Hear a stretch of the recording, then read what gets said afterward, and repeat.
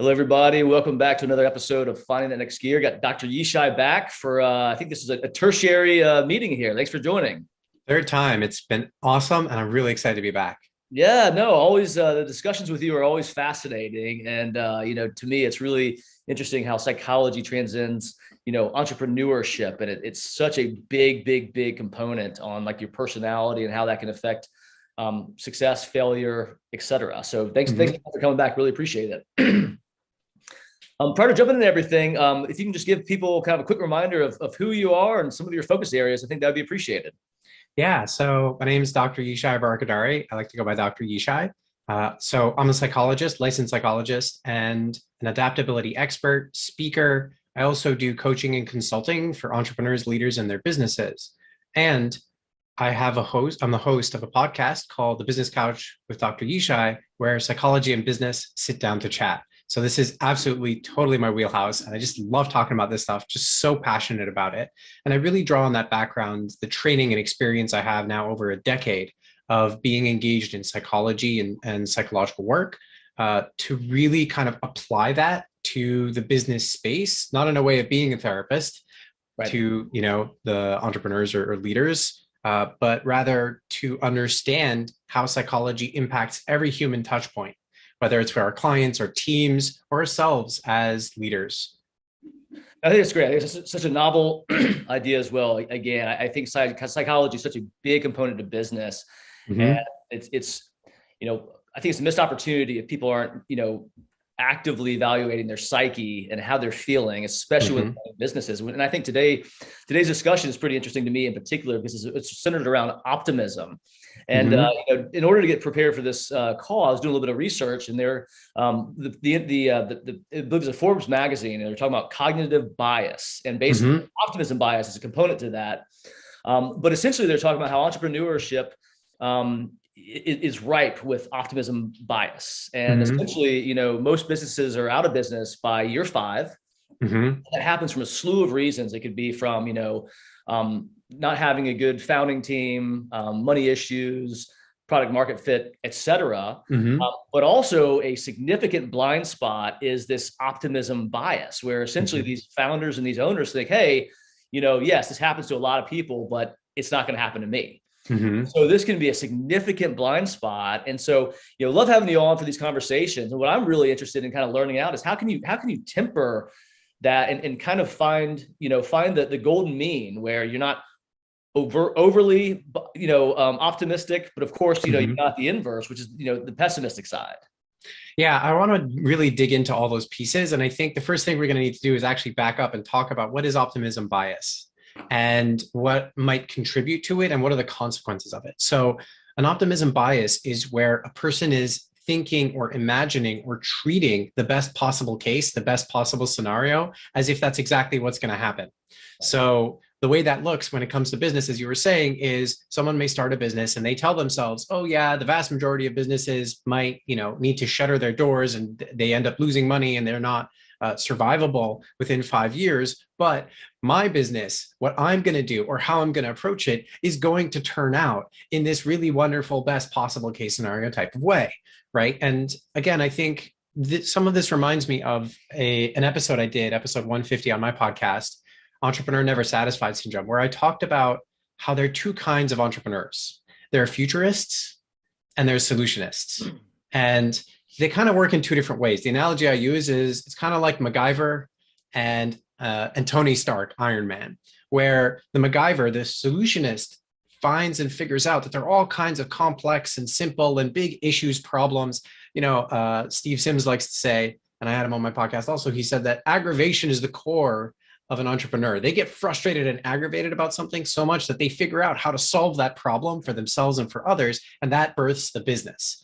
And that's the solutionist approach to entrepreneurship, to having a business, to running a business. The other side of it is a futurist approach where you're envisioning something that could be better, that is better. And envisioning that takes a kind of mind and approach that says it could be better and I can make it better. And so that's the piece of it that connects to this optimism bias. And I think in a sense, it's not just that you're one or the other. It's not just to categorize, but it's kind of like we have a bit of both or we have some amount of each.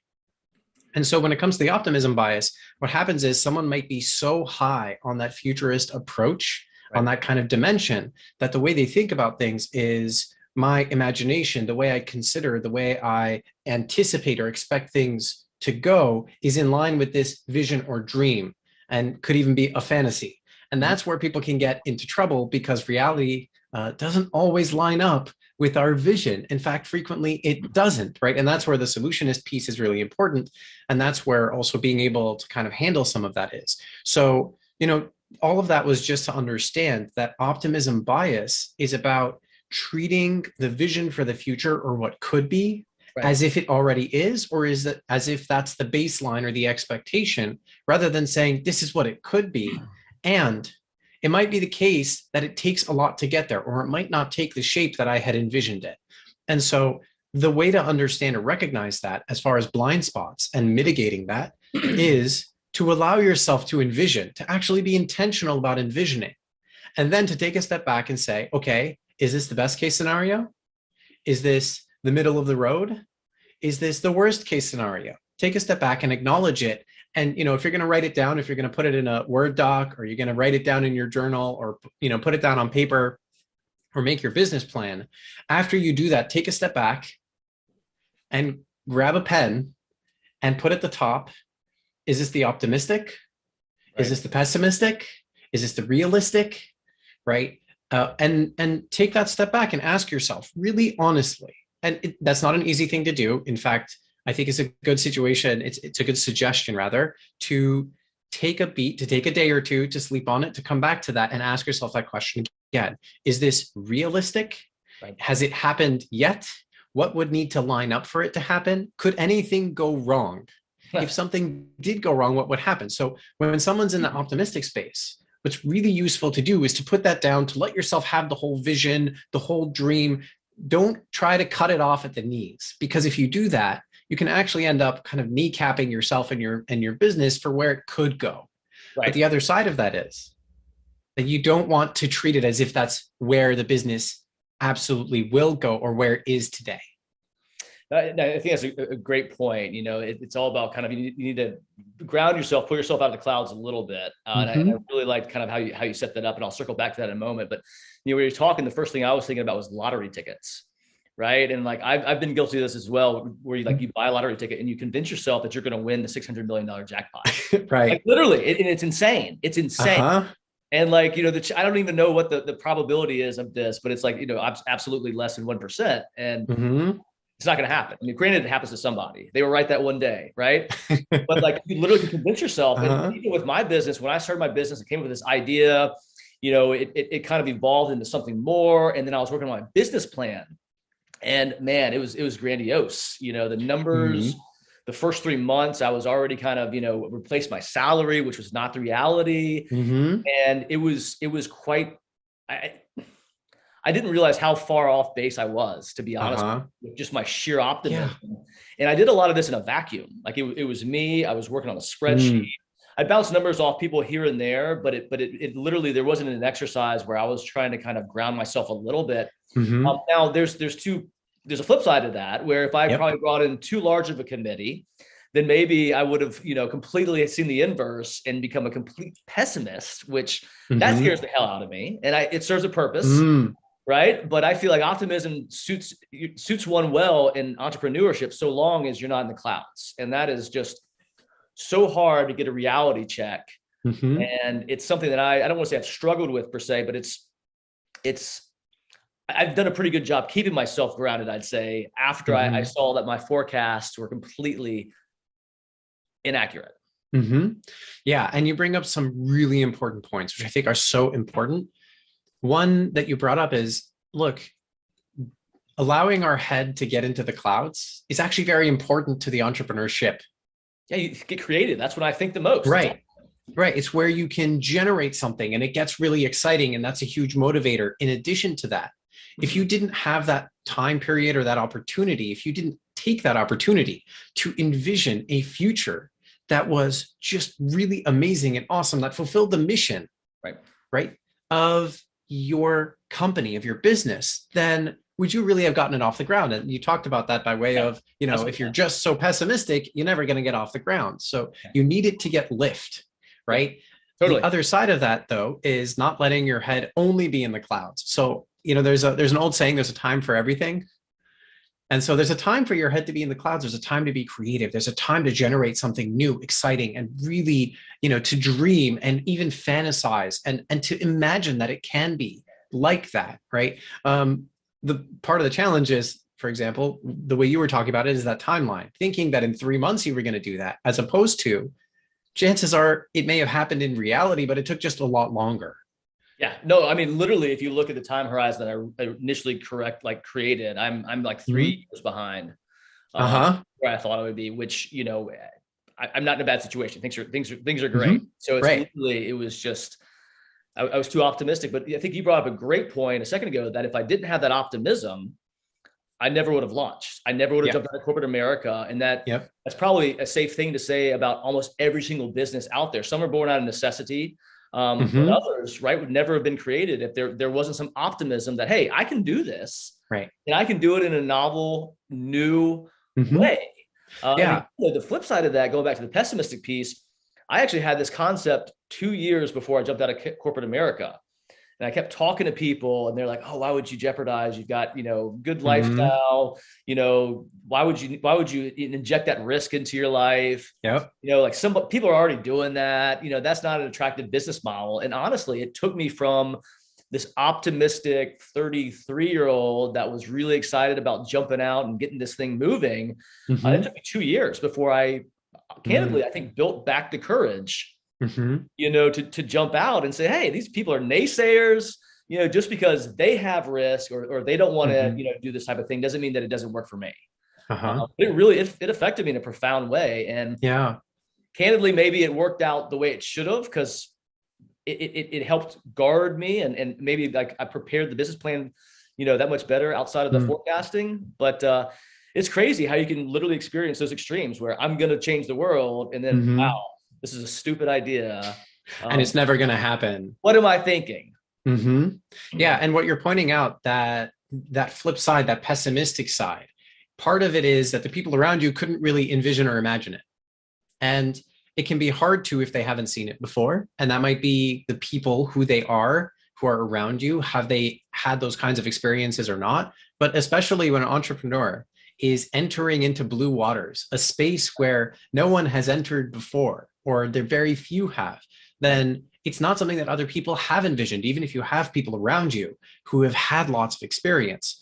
And so it's really important to recognize some of those pieces. And as in addition to that, they're kind of dousing the fire the spark, the fire that had been growing Oh, came totally. from this place of doubt, of uncertainty, of not really seeing or being able to see that road or that pathway there or how that could be successful. Yeah. And I think you alluded to something very important, which is that as a result of it, yes, it delayed your timeline 2 years. Perhaps it could have started sooner. However, something happened in those 2 years in your mind and in the business process, which is you built into the business more. You kind of armored up the business in a way. You bulletproofed the business I agree. in a certain way. Because of those doubts and concerns, you said, okay, how do I answer these doubts? How do I respond to this pessimism? How do I imagine or work through some of these potential worst case scenarios or things that might happen? How do I mitigate that risk? And that I think is where the pessimism really comes in. And again, I view this, and you said it before, as purposeful. They're each a tool. And if we try to ignore it, we can end up being dragged down by either one. We can get clipped like our Achilles heel, either by being too optimistic or pessimistic. However, it's not just being too much this way or too much that way. It's if we don't pay attention to or harness each of them, because that pessimistic side, that pessimistic piece, it's there to help understand and anticipate what could go wrong, and then to push your brain to consider and work on a strategy or a set of strategies to help mitigate or address that risk. And even if none of those strategies end up particularly working, what happens is you've already put yourself in a place where you're expecting, anticipating, and preparing for strategies and putting yourself in a mindset of engaging in strategies and critically thinking for when things do not go as expected in your business. And that's an incredibly powerful tool. Again, it needs context. So just like with the optimism bias and the kind of the exercise I encourage you to you listening to engage in, put all of those things down on a piece of paper. What could go wrong? How could that go wrong? Why might that go wrong? List out everything that could end up absolutely kneecapping your business. And then one by one, go through that and ask yourself, okay, what can lead to that? What can I do? How can I mitigate that? And working through that and building that into your business plan, whether or not any of those things come to pass, what you're doing is you're also sharpening a skill set, which is the solutionist skill set, right? You're learning how to MacGyver your business because you're expecting everything's going to fall apart and you're only going to have some duct tape, and who knows what else, a thumbtack or something, right? To piece it back together. And what you're doing is you're really honing an essential skill that I like to call that skill an adaptability skill, to really be able to pivot and to work around and to work through challenges, issues, and threats to your business. It's so important to harness that. And again, a lot of this is, how do you contextualize it? How do you not let one side or the other take over? And I will say, I think sometimes it's really hard to do that if you're just doing it alone. Doing these exercises can help. And having the right kind of support or support network, people you can turn to, people who can say, of course, you're thinking and experiencing this, and now what can you do? That's really powerful. No, I think that's a phenomenal point. The pessimistic component, though, is so strong. I mean, it's so strong. I literally went from this space where I was going to change the world into like, I'm literally wasting the best years of my life trying to recreate the wheel, and able to work through it. And I think, mistake that I made was that the conversation that I was having was not with other entrepreneurs, right? It was with other individuals where that was, tremendous amount of risk. Entrepreneurship was for, and also too, there was no interest in it. And so I surrounded myself by, the people that, I couldn't relate to on that level. And so, again, something I've learned is that, probably should have had conversations with entrepreneurs about the concept, and maybe that would have risen the optimism a little bit. Now I'm going to throw you a bit of a curveball here. So a lot of us, especially, entrepreneurs, we can be extremely optimistic about our businesses. We can become extremely heads down in our business. And then of course, can lose some of that optimism, right? And that can be due to burnout, myriad of other reasons. This has been a really tough start of the year for me, just busy. And I'm unable to kind of think about my business strategically as much as I'd like. To me, that's where a lot of the optimism comes in. When I can think about my business, when I can think about it, what it could be, that's when I get really excited. Ideas start flowing, the optimism rises, and I feel like I make changes. But it's really hard to kind of get in that mindset, and it's really easy to get in a rut. And same thing happens to me creatively when it's time to write. I've got to be in the right mindset in order to start writing and be creative. So are there any tips, tricks that people can maybe work through, think through when they're maybe lacking some optimism, they're lacking that spark, and they're just kind of stuck in the slog and unable to lift their head up and, get creative again? Yeah, I'm hearing it's a double-sided problem. So I'm going to point out all the pieces of that I'm hearing that I think are really important, because there's two problems here. One is stuck in the slog. And the other one is can't dream, struggling to dream, right? And those two things are going to need a double-sided solution. Gosh. Right? So I'm going to simplify it here. One is, when you're stuck in the slog, one piece of it is to recognize that, and sometimes that, especially for different businesses, every business is going to have a busier season. Yes. And a season that's less busy. And for some, that's really kind of predictable. For others, it might not always be so predictable. However, it's really important to recognize what your busy seasons are and when your times that have a little more freedom or leeway are. And as you can do that, especially if you can anticipate it, what you want to do is you want to bookend beginning and end. That's a good point. Yeah. Right. You want to bookend so you can anticipate and prepare for the busiest times. You also want to bookend because right before and after each of those, you want to dream. You want to dream before and you want to dream after.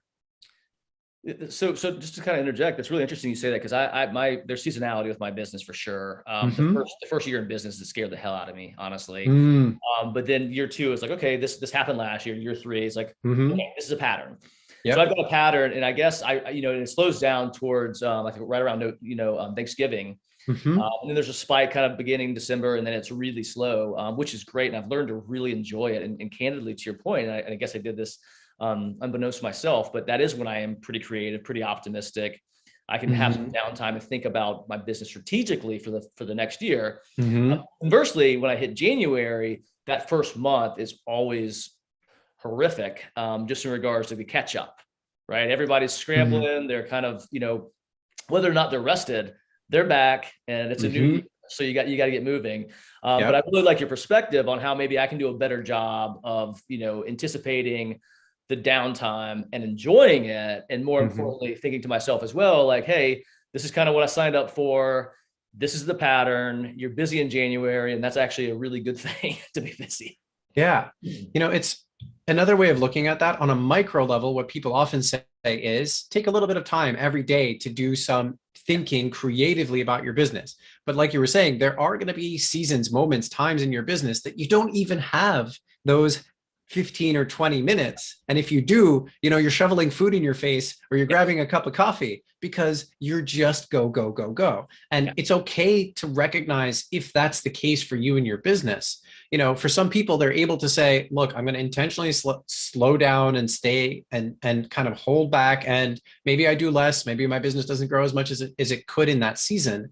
And some people can be intentional about that. For some, it's just the time to be hustling. And again, it's not for me to tell you who you are or any of you out there, right? What kind of entrepreneur you are, you get to make that choice. It's really about intention, and it's about seeing and knowing and understanding these patterns and then setting those intentions. So, if this is a double-sided problem where one side of it is you're stuck in the slog, well, not only is that not a bad thing, you can actually build your business and your timing around that and your way of approaching your business around that, so that you're dreaming before and you're dreaming after, right? You're creating a vision, you're expanding your idea of what your business can be, or you're kind of making tweaks in a very creative way to strategically, where do you want this business to go? The time to be thinking about that is not when you're in the middle of the slog, unless in the middle of the slog something huge happens that tells you have to make a hairpin turn or a really sharp pivot.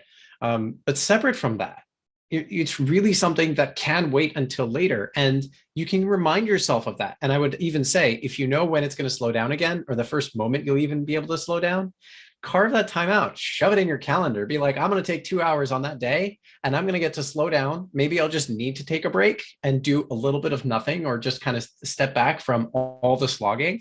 And maybe towards the tail end of that time, or the following day or the following time you book a 2 hour block for yourself, you say, or a 1 hour block or even a half-hour block, right? Whatever time frame works for you.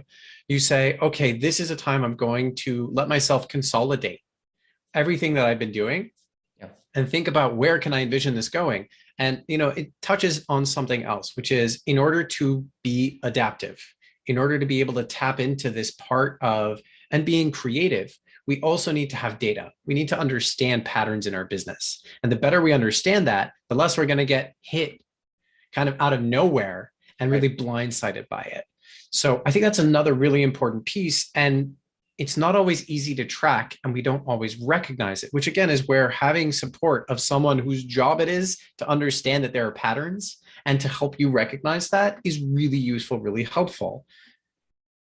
Yeah, no, that makes sense. In fact, one of the things that I'm looking into right now is hiring a COO, or somebody that's kind of in charge of the ops piece, just that they can help with the identification, the overall management of kind of everything behind the scenes. So I can get back to the land that I like, which is optimism. Life is great, and we're going to change the world. Yeah. But that's super interesting, and I appreciate you kind of sharing the perspective on the slog, the patterns, and maybe how folks can better deal with the situation, because I need to learn to embrace the busy season, because again, I had about 2 to 3 weeks where it was slow and it was wonderful, but now I'm paying for it. And, I think that's going to help me get through this week, Dr. Yishai. That's great. Yeah. And one thing you can do in the future, it's so interesting to hear that, you had the 2 or 3 weeks and it was wonderful. And then the narrative, the story is that you're paying for it. Well, maybe it's the other way around. Perhaps especially when it comes to the future, you can say, I'm going to have a slow season followed by a slog season. Right. And how does that look like? And how can you set yourself up? You know, it might be the case that if there are things that you can be intentional about expanding your bandwidth, what we're talking about, by the way, is also overwhelm. When we're talking about being in the slog in the middle of it, is that your kind of load is exceeding your limit. I like to say your carry exceeds your capacity. That's when overwhelm shows up. And that's what it's there to tell us to do and help us do. So if you can anticipate that when the slog season is coming, you can then say, how do I expand my capacity? How do I expand my ability to hold this? And how can I prioritize what pieces of what I'm carrying are going to need to be carrying are most important? How can I make sure that I'm dealing with the most important pieces first? And there's so many different strategies for that. I actually have, and I think we talked about it previously. I have a worksheet on overwhelm, and it has at least a half dozen or a dozen strategies on how to address that. And so much of this comes with being able to anticipate that, because the time where it's slower, what if you take or have a day or two where all you do is you plan and set up, and you really kind of put up the scaffold to hold up the structure. Right? You kind of really set up that foundation and scaffold so that when you need to do all of this, you got all the supports you need. Well, then that season is going to be busy, and it may not be quite as overwhelming. And then afterwards, you have the time to take down the scaffold and to look back over all of it, and to evaluate and then reevaluate. How did that season go? How can you set yourself up better for it next time? And then how can you look at the kind of broad nature of your business and where you want it to go? And how can you harness that? Is there another way to harness that? Or can you set yourself up in a different way? And what other patterns are coming up? Sure. No, that makes sense. And please do share the sheet on being overwhelmed, because I feel like a lot of folks, particularly in the entrepreneurial realm, that's a feeling that's real. I mean, it really is. I'm up at 6 a.m. every morning, works a lot of the evenings and throughout the day I'm busy, which again, good problem to have, but sometimes being overwhelmed, can be a real thing. And what I've also noticed, a kind of a recurring theme about the way you speak, and I appreciate that, is that it's writing it out and giving yourself the ability and some time to reflect, especially, we were talking about optimism bias. Are you in the clouds? Write it down, take a day, think through it. But I found I write out a lot of stuff myself, and I have found that does helps me find my chi, get recentered, refocused. And it could also be as simple as like, hey, why am I doing this? What are my priorities? What's my why? Writing things out is critical. And it's been a helpful tool for me personally. So I appreciate you sharing that. And I love it. Yeah, I'm glad you pointed that out, because it actually fits into a framework that I have. It's a really simple triple P framework, 3 Ps: pause, process, plan. Those 3 things: pause, process, and plan, right? And that's basically what I'm inviting you all to do when I say, slow down, grab a piece of paper or open up your laptop, right? And think. Right? Take the time to imagine. Let yourself get up into the clouds. Put it down on paper, right? There's a lot of processing that can happen. You can anticipate. Some of that's anticipatory. You're looking at patterns and how you want to deal with that in the future, or you're thinking about your future and envisioning the future of your business. The whole thing is, if you don't slow down and take the time, then there's no way that's going to happen. So that's the pausing. The processing is you sit down and you do that writing. Historically, and there's been a lot of really interesting research, and so many people get a lot out of journaling, and there's so many different ways to journal. Everything from a 2-minute journal, which is actually something that I have and do all the time, which is really quick. It can be 90 seconds on a morning or nightly basis. And that's what it is. The pause, process, plan can be as little as 90 seconds. That's the other thing.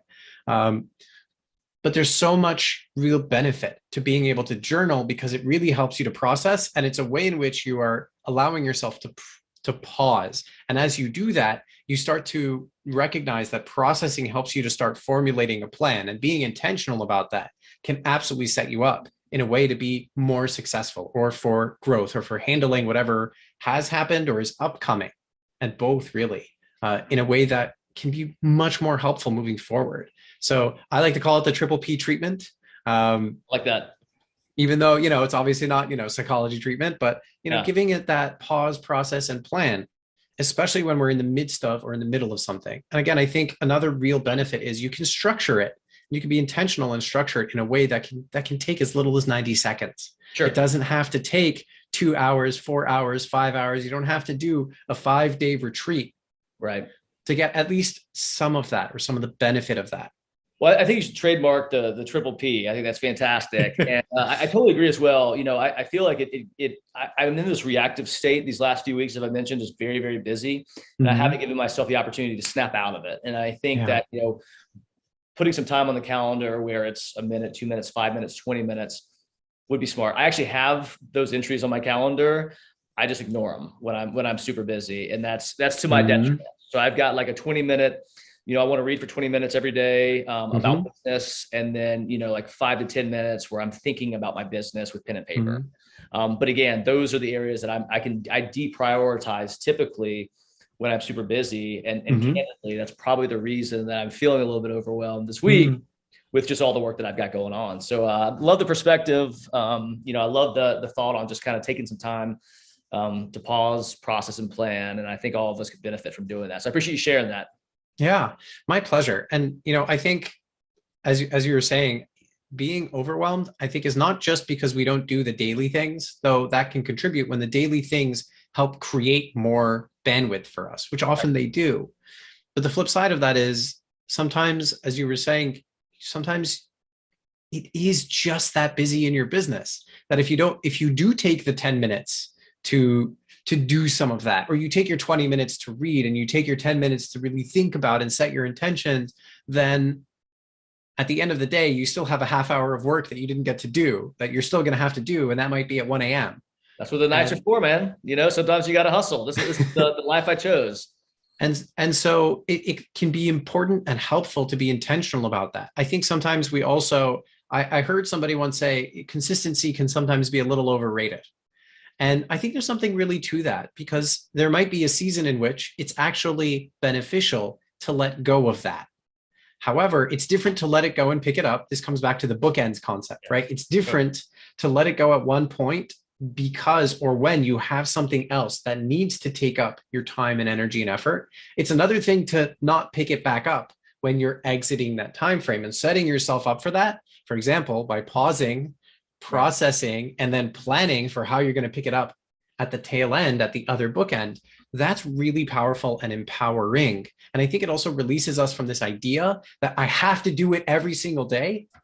Otherwise, I won't get there, or it's not going to be helpful. Well, it's one thing if, the season that's busy is 11 months out of the year, so you're only doing it for 1 month, versus when it's 1 month out of the year, or it's 2 weeks now, and then maybe 3 weeks at a later point in time, or even if it happens 3-4 times during the year. It's different when you put it down and pick it up versus thinking to yourself, I just have to do it literally every single day. That's so much pressure. But that's so hard though. It's like working out, like I've got to do it every day. The second I stop doing it, stop eating healthy, it all falls apart. But that's a topic for another day. And it is. Sincerely appreciate you coming on, Dr. Yishai. How can people find you? Yeah, it's a great question. So best place to find me, if you want to hear more and listen more, is the Business Couch with Dr. Yishai, my podcast. In addition to that, you can find me on LinkedIn and reach out to me there if you got any questions or if there's any way that I can be of further help or insight. Awesome. Thanks so much for your time. Really appreciate it. Always a pleasure. Yeah.